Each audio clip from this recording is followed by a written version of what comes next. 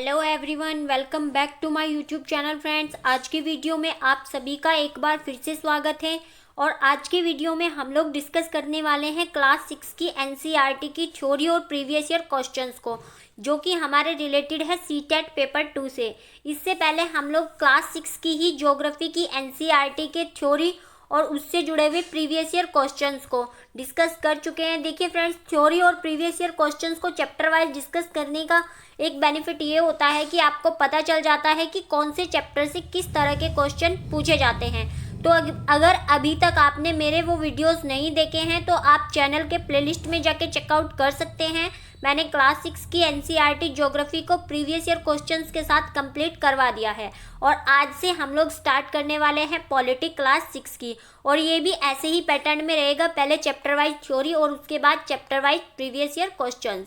तो चलिए बिना किसी देरी के स्टार्ट करते हैं हमारी क्लास 6 की ज्योग्राफी, क्लास 6 की पॉलिटी, जिसका टाइटल है बुक का हमारा सामाजिक एवं राजनीतिक जीवन।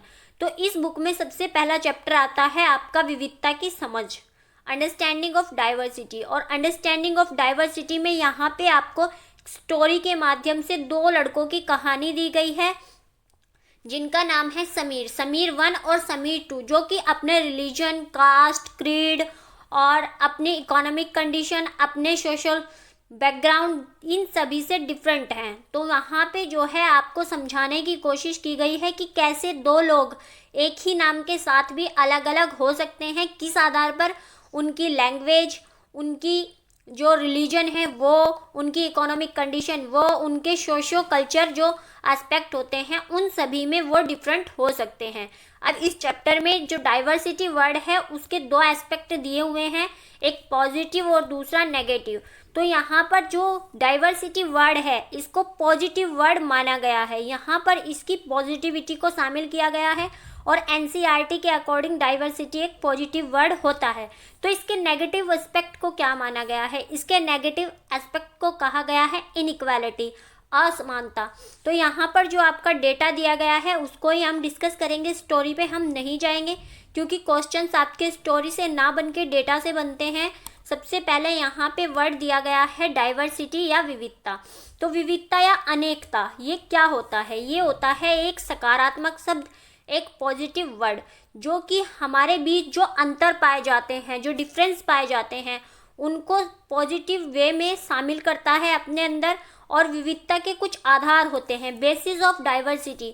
ये आपके रिलीजन, धर्म, रहन सहन, आपका लिविंग स्टाइल, आपका खान पान, आपकी लैंग्वेज, भाषा, आपके फेस्टिवल्स, आपके त्यौहार आदि शामिल करते हैं। इसके अलावा विविधता में हमारी जो बायोलॉजिकल कंडीशंस होती हैं वो भी शामिल होती हैं, यानी हमारी जो आनुवांशिकता है इसको भी इसमें शामिल किया जाता है, हमारी हेरिडिटी को भी विविधता में शामिल किया जाता है। देखिए, मैंने एक ही वर्ड को आपको बहुत सारे एस्पेक्ट में डिफाइन कर दिया है।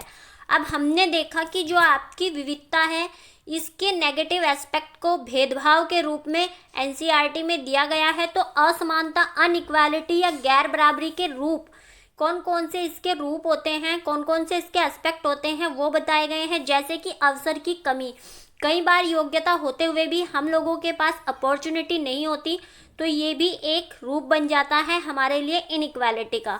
दूसरा होता है आपका एजुकेशनल। तो एजुकेशन में शैक्षिक रूप से अगर आप पिछड़ जाते हैं तो ये भी कहीं ना कहीं आपके लिए इनइक्वालिटी के रूप में उभर के आता है। फिर दूसरी जाति व्यवस्था।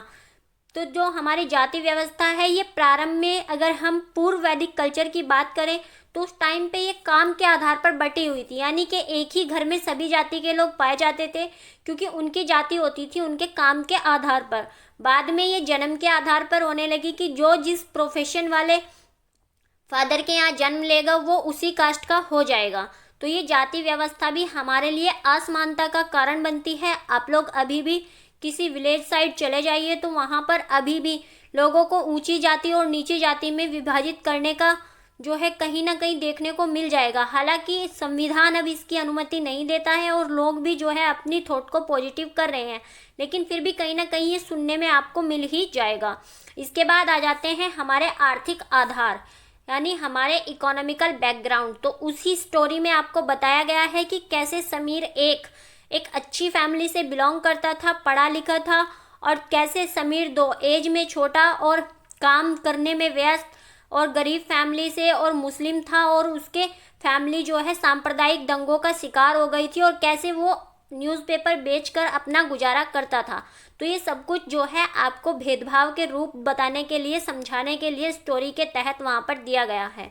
अब विविधता हमारे जीवन को कैसे समृद्ध करती है, मतलब डाइवर्सिटी, हमने ये तो पढ़ लिया कि डाइवर्सिटी जो है एक पॉजिटिव वर्ड है, तो ये कैसे हमें प्रोस्पेरियस बनाती है। तो डाइवर्सिटी विभिन्न धर्मों और त्योहारों की, जब हम एक दूसरे के कांटेक्ट में आते हैं और उनको पॉजिटिव वे में लेते हैं, सम्मान करते हैं, तो हमें दूसरे धर्मों की जानकारी मिलती है, उनके त्योहारों की जानकारी मिलती है, डिफरेंट पीपल्स के लिविंग स्टाइल्स की जानकारी हमें मिलती है और इससे हमें नए विचारों की प्राप्ति होती है। मतलब अगर हम इसको पॉजिटिव वे में लेंगे तो हम दूसरे के थॉट्स को भी समझने की कोशिश करेंगे और इससे हमारे जो पॉइंट ऑफ व्यू है उसका दायरा बढ़ता है। इसके अलावा अगर हम भाषाई आधार पर डाइवर्स हैं तो हमें नई नई भाषाओं को सीखने के अवसर भी मिलते हैं। जैसे कि आप लोग साउथ इंडिया में डिफरेंट भाषाएं बोली जाती हैं और नॉर्थ इंडिया में ज़्यादातर हिंदी लैंग्वेज बोली जाती है। तो अगर ये लोग आपस में एक दूसरे की लैंग्वेज को ऑनर करेंगे और इसको पॉजिटिव वे में लेंगे तो हम इसको सीखने का प्रयास करेंगे। आपसी सौहार्द और एकता की भावना का विकास, ये सबसे अच्छा एस्पेक्ट जो है आपका माना जाता है डाइवर्सिटी का, कि डाइवर्सिटी होते हुए भी अगर हम लोग आपस में सौहार्दपूर्ण तरीके से रहते हैं तो इससे आपकी एकता की भावना का, यूनिटी का विकास होता है और यही यूनिटी जो है हमारे इंडिया की पहचान है। अब विविधता को उत्पन्न करने वाले कारक, मतलब डाइवर्सिटी होती है तो ये कहीं ना कहीं से तो उत्पन्न होती होगी, इसका कुछ ना कुछ तो रीजन होता होगा, कोई ना कोई फैक्टर तो काम करता ही होगा। तो यहाँ पर दो इम्पोर्टेंट फैक्टर काम करते हैं आपकी जब डाइवर्सिटी जो है ये उत्पन्न होती है। तो डाइवर्सिटी के लिए दो इम्पोर्टेंट फैक्टर हैं आपके हिस्टोरिकल और ज्योग्राफिकल, यानी ऐतिहासिक और भौगोलिक। तो यहाँ पर ऐतिहासिक और भौगोलिक दोनों को अलग अलग ना दे के एक साथ दिया गया है। तो जैसे यात्राएं जो हैं ये भी हमारे डाइवर्सिटी को प्रभावित करती हैं, क्योंकि यात्राओं के तहत एक स्थान का कल्चर दूसरे स्थान पर पहुंचता है और एक स्थान से दूसरे स्थान पर बसना, जैसे कि कुछ पंजाबी लोग इधर बस गए हैं या कुछ पंजाबी लोग जाके कनाडा में बस गए हैं या हम लोग उत्तर प्रदेश से हैं तो हम किसी अदर स्टेट में या अदर कंट्री में जाके बस जाएं तो हम लोग हमारे जो कल्चर हैं उनको भी अपने साथ लेके जाएंगे। तो कहीं ना कहीं हमारी डाइवर्सिटी इससे प्रभावित होती है। किसी संस्कृति का अन्य से मिलना, यानी अगर कोई कल्चर है वो अदर कल्चर से मिलता है और लोग उसको पॉजिटिव वे में लेते हैं, मतलब एक दूसरे को हीन भावना से ना देखकर ऑनर्ड तरीके से देखें, तो ये भी जो है हमारी डाइवर्सिटी को प्रोस्पेरियस करता है। विभिन्न प्रकार की भौगोलिक परिस्थिति और क्षेत्र, इसके बारे में यहाँ पे एग्जाम्पल भारत के दिए गए हैं कि कैसे भारत के नॉर्थ जो स्टेट हैं वो कैसे साउथ स्टेट से अपने ज्योग्राफिकल कंडीशंस के कारण भी जो है डिफरेंट हैं और आसपास का आपका भौतिक वातावरण भी इसको प्रभावित करता है और किसी स्थान की मिट्टी और उसका क्लाइमेट, वहाँ की जलवायु, जैसे कि भारत ही है, भारत में दो प्रकार के जो क्लाइमेटिक कंडीशन है वो पाई जाती हैं, यहाँ पर उपोष्ण और यहाँ पर उष्ण। तो कहीं ना कहीं ये चीज़ भी हमारी जो लिविंग स्टाइल है, हमारी डाइवर्सिटी उत्पन्न करते हैं। अब हम बात करेंगे कि भौगोलिक स्थिति का विविधता पर प्रभाव किस प्रकार से पड़ता है।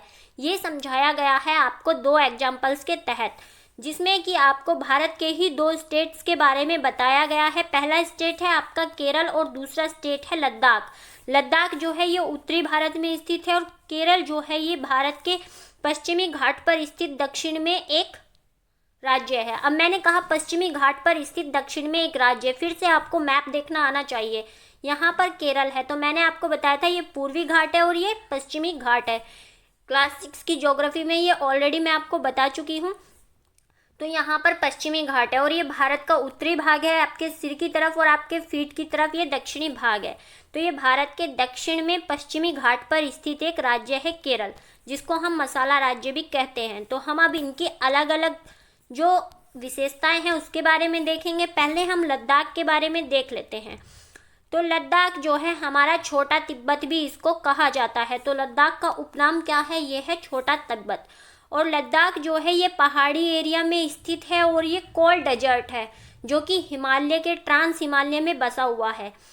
अब ये ऊंचे पहाड़ों वाला ठंडा रेगिस्तानी इलाका है। विश्व का सबसे बड़ा ठंडा रेगिस्तान कौन सा है, या आप मुझे कमेंट करके बताएंगे, क्योंकि ये मैं क्लास 6 की ज्योग्राफी में आपको बता चुकी हूँ।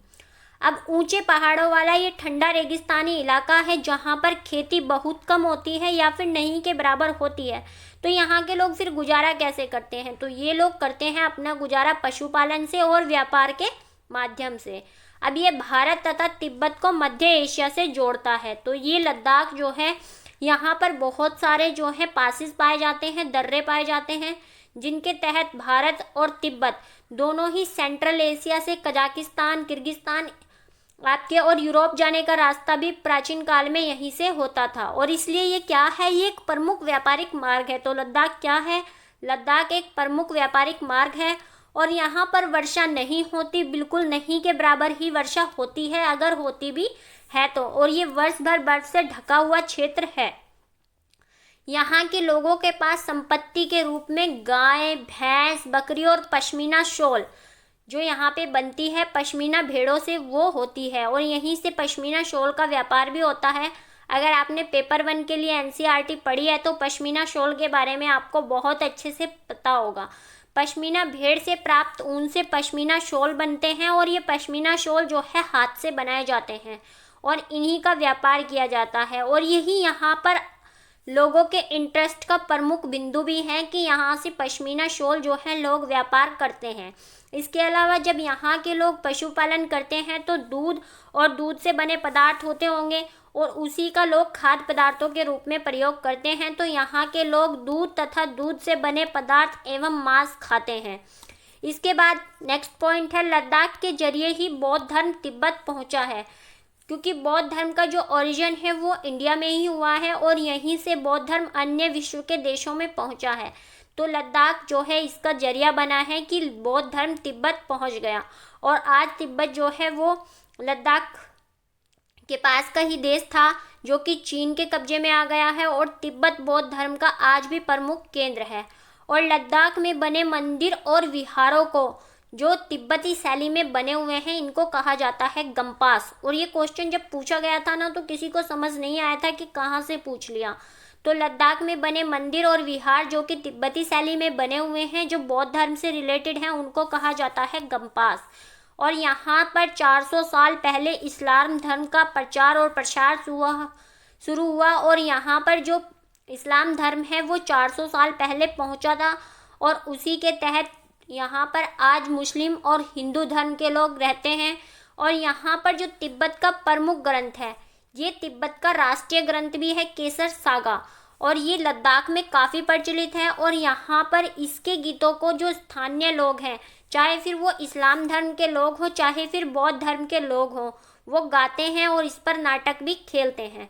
तो फ्रेंड्स, आज के वीडियो में हम इसके पार्ट 1 में इतना ही रखेंगे और इसके पार्ट 2 में हम रखेंगे केरल के बारे में और प्रीवियस ईयर के क्वेश्चंस को। तो चलिए आज के वीडियो यहीं पर समाप्त करते हैं। अगर आप लोगों को मेरा ये इनिशिएटिव पसंद आता है तो वीडियो को लाइक, शेयर और सब्सक्राइब जरूर करें, क्योंकि इससे मुझे भी मोटिवेशन मिलता है। और फ्रेंड्स, मैं आप लोगों को दिसंबर एंड तक कोशिश करूँगी कि 6 to 8 की कंप्लीट एनसीईआरटी मैं आपको करवा दूँ। और इसके साथ ही 2023 में जो जून में पेपर हुआ था उसका एनालिसिस करवाने के बाद मैं आपको बताऊंगी कि कौन सा क्वेश्चन जो है किस चैप्टर से पूछा गया है, क्योंकि सारे ही क्वेश्चन लगभग आपके एनसीईआरटी से पूछे जाते हैं।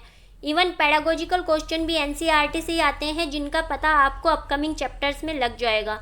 तो thanks for watching the video. और क्लास 6 की ज्योग्राफी के PDF के लिए आप हमारे ऑफिशियल टेलीग्राम चैनल वाणी कॉन्सेप्ट क्लासेस को ज्वाइन कर सकते हैं।